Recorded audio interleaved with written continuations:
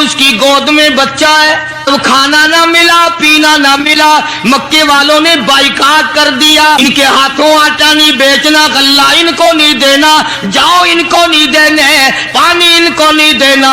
مسلمانوں کی مختصر سی جماعت ہے، مکے والے دودھ پیئیں، مکھن کھائیں، سبزیاں ترکاریاں کھائیں، گوشت کھائیں۔ خدا کی قسم امام الانبیاء صلی اللہ علیہ وسلم اور آپ کے گھر والے اور مختصر سی جماعت ماننے والوں کے 8 دن کے واقع ہو گئے۔ سرکار دو جہاں حضرت محمد الرسول اللہ صلی اللہ علیہ وسلم گود میں لے لے کر پیار فرمایا کرتے تھے۔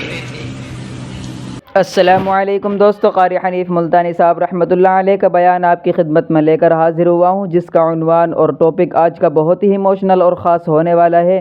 یقیناً ہماری زندگی میں تبدیلی اور چینجنگ لا دینے والا بیان ہے۔ بیان کو توجہ کے ساتھ سنیں، انشاءاللہ بہت فائدہ ہوگا اور بہت مزہ آئے گا۔ آج کا بیان بہت ہی ایموشنل اور خاص کر دینے والا ہے۔ چلو بیان کو اب شروع کرتے ہیں اور ہم بھی آپ کے ساتھ مل کر سنتے ہیں، اور آپ بھی ہمارے ساتھ بیان کو مکمل سنیے، انشاءاللہ بہت فائدہ ہوگا۔ چلو بیان کو اب شروع کرتے ہیں۔ غربت کی حالت تھی، سیدہ خدیجہ رضی اللہ تعالی عنہا نے جتنی دولت حضور کے حوالے کی، آپ نے وہ ساری کے ساری غربا میں تقسیم فرما دی۔ اندازہ لگا اس خاتون جنت کی عظمتوں کا کیا کہنا، اس کے مرتبے کا کیا کہنا، جس نے شاب ابی طالب میں 2.5 برس تک کالی کملی والے کے ساتھ ہو کر درختوں کے پتے چبائے۔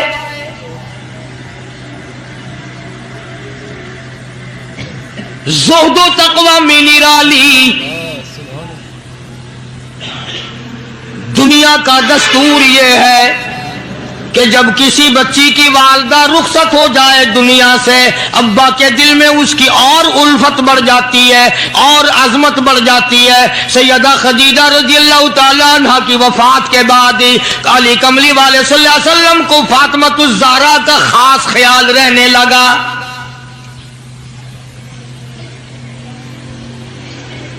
نگاہ نبوت نے تربیت فرمائی۔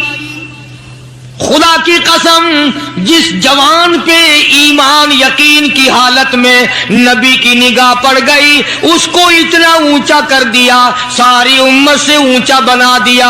ایک نگاہ نبوت نے جس کو اتنا اونچا کر دیا ہو، جو نبوت کی گود میں پلی ہو، جس نے امام الانبیاء کے ہاتھوں سے کھایا پیا ہو، جس نے امام الانبیاء کے لاکھوں مرتبہ بوسے لیے ہوں، جو امام الانبیاء صلی اللہ علیہ وسلم کو ابا کہہ کے بلاتی ہو، اور آواز سن کر کالی کملی والے جس کی بےتاب ہو جاتے ہو، کیا کہنا اس فاطمۃ الزہرا کی عظمتوں کا۔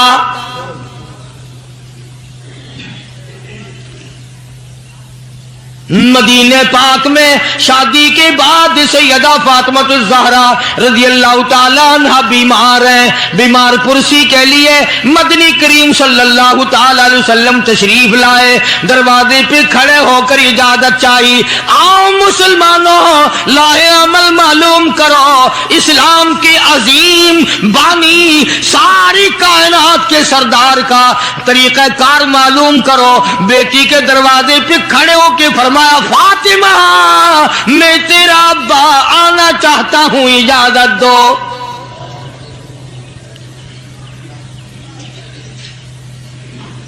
اندر سے گھبرائی ہوئی آواز میں جواب آیا، رونے جیسی آواز میں جواب آیا، آواز آتی، ابا تشریف لانے سے پہلے اپنی چادر اندر پھینک دو پھر تشریف لانا۔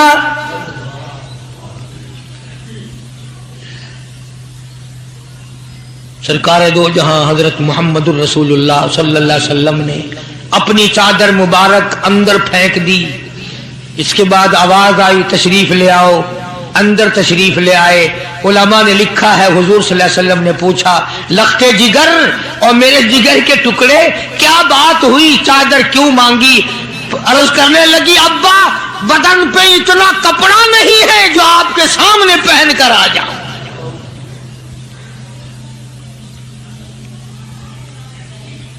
ایک اور دوسرے وقت میں مدنی کریم صلی اللہ تعالی علیہ وسلم خاتون جنت کے یہاں تشریف لائے، دیکھا نماز پڑھ رہی ہے، نماز پڑھنے کے بعد خاتون جنت رونے لگی۔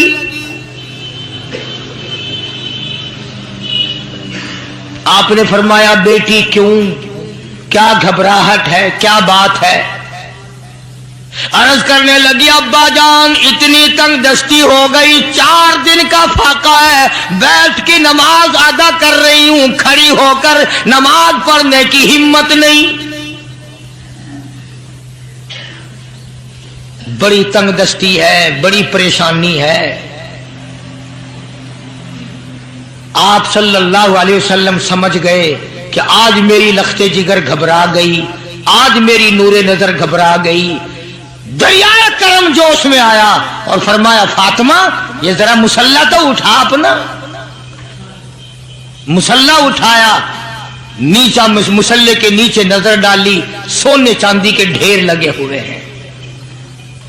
فرمایا لخت جگر جتنا تیرا دل کرے اٹھا لے، جتنا دل کرے سمیٹ لے، یہ خزانہ ختم ہونے والا نہیں، پر ایک بات یاد رکھ لے میری۔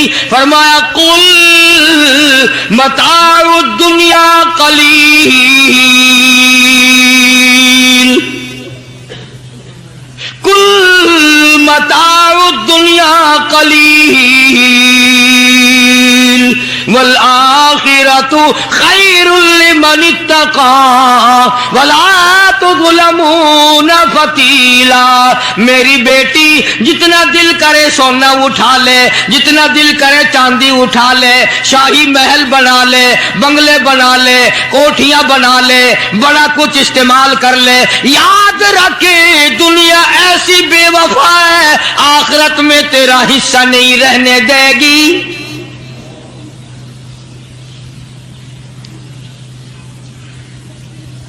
آخرت پرہیزگاروں کے لیے ہے، اللہ والوں کے لیے ہے، عیش و عشرت والوں کے لیے نہیں۔ اس زمانے کی اگر بیٹی ہوتی تو کہتی ابا آخرت تو جب آئے گی بھوکے تو ہم مر رہے ہیں، دیکھی جائے گی آخرت میں تو اٹھاتی ہوں۔ خدا کی قسم تاریخ گواہ ہے، علماء نے لکھا ہے، فاطمہ الزہرا نے مصلی ڈھانپ دیا اور کہنے لگی ابا اگر میری آخرت بگڑتی ہے تو میں سونے پہ تھوکنے کو بھی تیار نہیں۔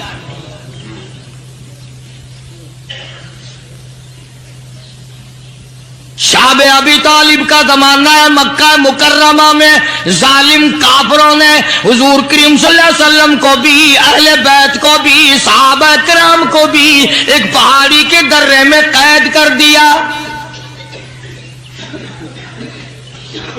دعا کرو اللہ ایسا وقت ہم پہ نہ لائے، ورنہ آزمائش میں پورا اترنا کسی کے بس کا روگ نہیں ہے۔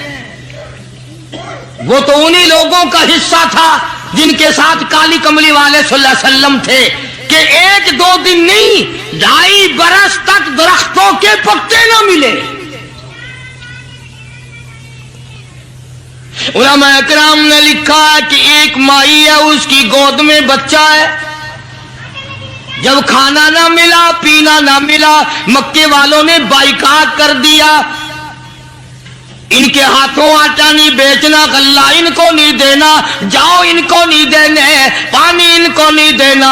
مسلمانوں کی مختصر سی جماعت ہے، مکے والے دودھ پیئیں، مکھن کھائیں، سبزیاں ترکاریاں کھائیں، گوشت کھائیں۔ خدا کی قسم امام الانبیاء صلی اللہ علیہ وسلم اور آپ کے گھر والے اور مختصر سی جماعت ماننے والوں کے 8 دن کے فاقے ہو گئے۔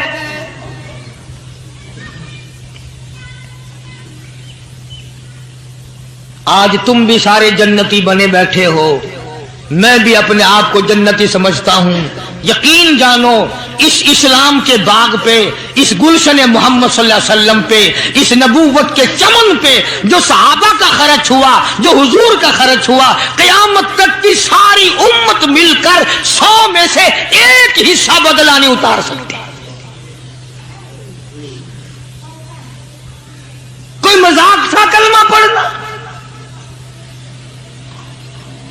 مسلمان ہونے کا اعلان کیا نہیں اور مصیبتوں کے پہاڑ ٹوٹے نہیں.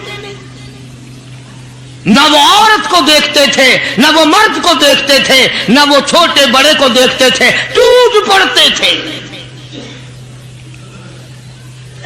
دینی دشمنی ایسی تھی، نہ قبیلے کا کچھ بنتا تھا، نہ برادری کا کچھ بنتا تھا، سارے کے سارے اکٹھے ہو کے مارا کرتے تھے.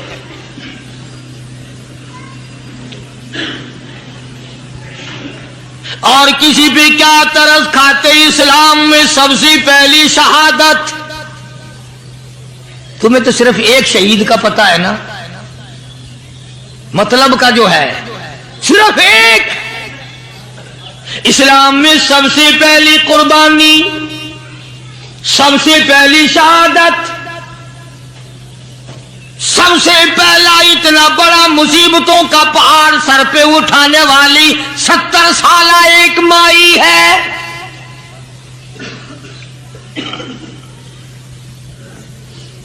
ایسے وقت میں شہادت ہوئی جب امام الانبیاء صلی اللہ علیہ وسلم کھڑے ہو کر سامنے اپنی آنکھوں سے دیکھ رہے.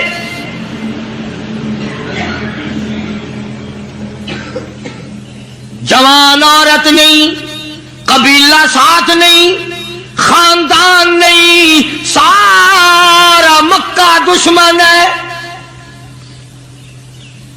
مکے کے چودھری نے سیدہ سمیہ رضی اللہ تعالیٰ عنہا کے پیروں میں رسے باندھ دیے. ایک اونٹ اس طرف کھڑا کر دیا، ایک اونٹ اس طرف کھڑا کر دیا، اس کے گلے میں رسا ڈال دیا، اس کے گلے میں رسا ڈال دیا، برچا لے کر سامنے کھڑا ہو گیا اور کہنے لگا او سمیہ بعد آ جا، تو مکے کی بوڑھی عورت ہے، قریش کی بڑی عورت ہے، تیرا احترام کرتے ہیں، بعد آ جا ورنہ تیرے چیر کر ٹکڑے کر دوں گا.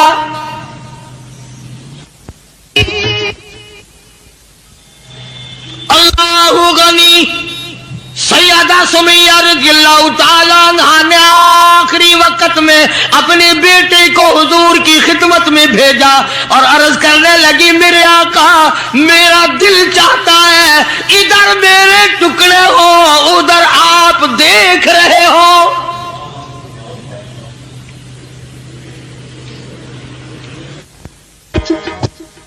رضی اللہ تعالی عنہ کے بیٹے نے جا کر کے عرض کر دیا. اندازہ لگا کالی کملی والے کے کلیجے پہ کیا بیتی ہوگی صلی اللہ علیہ وسلم. سمیہ کہتی ہے بیٹا جلدی جا، میرے آقا کو میرا جا کے آخری سلام پہنچا دے، آخری سلام میرا پہنچا دے اور عرض کر دے میری تمنا ہے ادھر دم نکل رہا ہو، ادھر آقا تیری جھولی ہو اور میری قبولیت کے لیے دعا ہو رہی ہے. عنہا کے بیٹے کے واپس حضور نے پیغام پہنچا دیا. سبحان اللہ، قربان جاؤں اس مائی کے پیروں سے اڑی ہوئی خاک پہ کہ جس کو پیغام حضور دے رہی ہیں سمیہ پکی رہنا، صبر کرنا، مالک کائنات کی قسم ہے جنت کے دروازے تیرے لیے کھلے ہوئے ہیں اور جنت میں اللہ تعالیٰ تیرا انتظار فرما رہے ہیں. ایک ہمارا زمانہ ہے، ہمارے بیٹے انتظار کر رہے ہیں ابا جان کب مرے تو میں یہ زمین قابو کروں، ابا جان کا جنازہ کب اٹھے تو یہ دکان کے پیسے بانٹوں گا، اس مکان کو یوں کروں گا، یہ بڈھا بڑا خراب کر رہا ہے پتہ نہیں کب مرے گا. یار دنیا مر رہی ہے، اس بڈھے کی موت بھی نہیں آتی. آؤ جس اولاد پہ ساری عمر مرتے ہو گئے وہ تیرے مرنے کی رات دن دعائیں کرتے پھرتے ہیں. سیدہ سمیہ رضی اللہ تعالیٰ عنہا کا پیغام سن کر مدنی کریم صلی اللہ علیہ وسلم کی آنکھوں میں آنسو آ گئے. حضور سامنے تشریف لے آئے. ابو جہل کہنے لگا سمیہ کلمے کا انکار کر دے.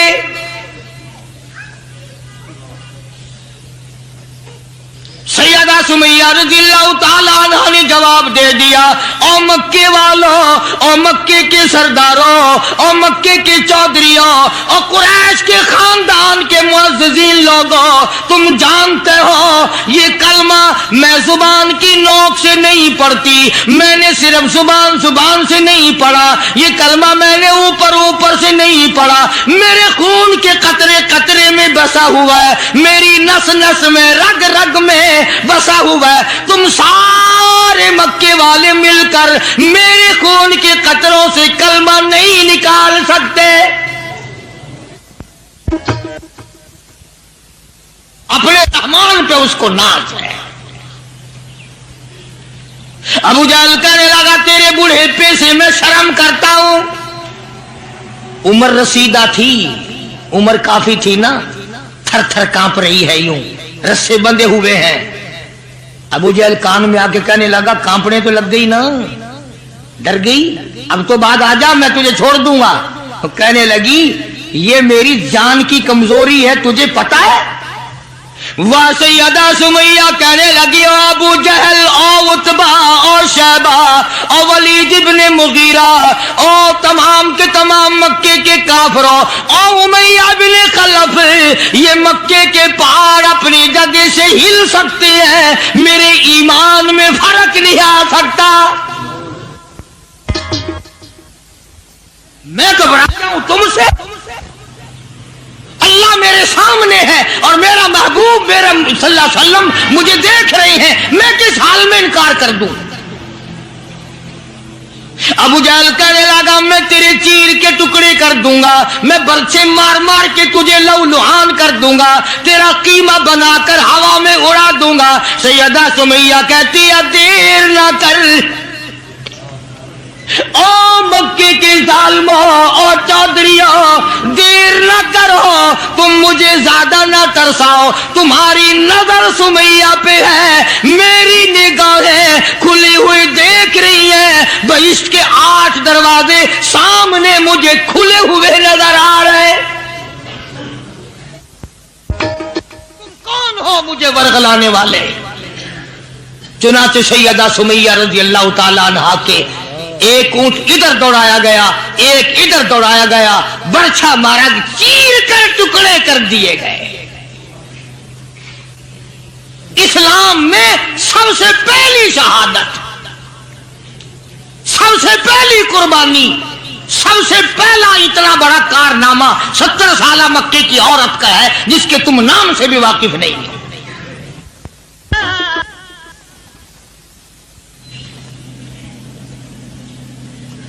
اسی طرح میں عرض کر رہا تھا، جس فاطمۃ الزہرا کے سامنے ایسی عورتوں نے قربانی دی ہو، اس کا کتنا مضبوط ایمان ہو گیا ہوگا، اور وہ کتنی اپنے آپ کو عظیم ترین مائی بنانے کی کوشش کرتی رہی ہوگی۔ سرکار دو جہاں حضرت محمد الرسول اللہ صلی اللہ تعالی علیہ وسلم کی خدمت عالیہ میں کچھ غلام آئے غنیمت کے، تو علی مرتضی رضی اللہ تعالی عنہ شیر خدا نے فرمایا کہ فاطمہ جھاڑو لگاتی ہو، کپڑے دھوتی ہو، کھانا بناتی ہو، چکی چلاتی ہو، چھالے پڑ گئے، گٹے پڑ گئے، آج تمہارے ابا کے پاس کچھ غلام آئے ہوئے ہیں، جا کے سوال کر دو، ایک آدھ خادمہ مل جائے، خادم مل جائے، کچھ مدد ہو جائے گی۔ اللہ غنی خاتون جنت تشریف لائی ہیں رضی اللہ تعالی عنہ، اور ابا کے پاس بیٹھ کر واپس تشریف لے گئی۔ کچھ مطالبہ نہیں کیا، کچھ مانگا نہیں، کچھ کہا نہیں۔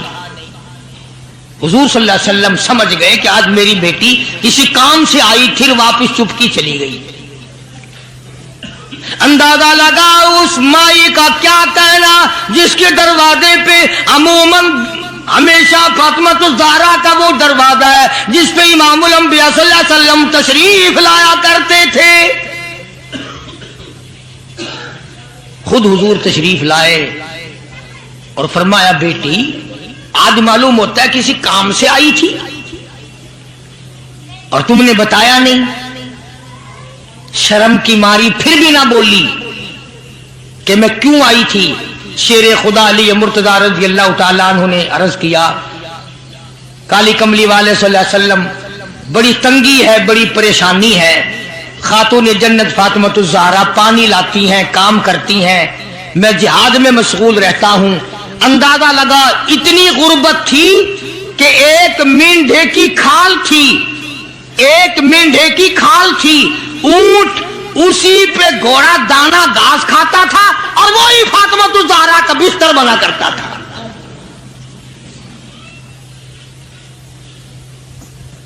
تو حضرت علی رضی اللہ تعالیٰ عنہ نے عرض کیا کہ یہ تو کوئی خادم کے لیے آئی تھی اور شرم کے مارے آپ سے کہا نہیں۔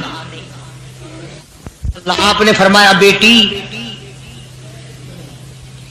میں تجھے ایسی چیز نہ بتاؤں جو دو جہان میں تیری خدمت کرے، تیری آخرت میں بھی کام آئے؟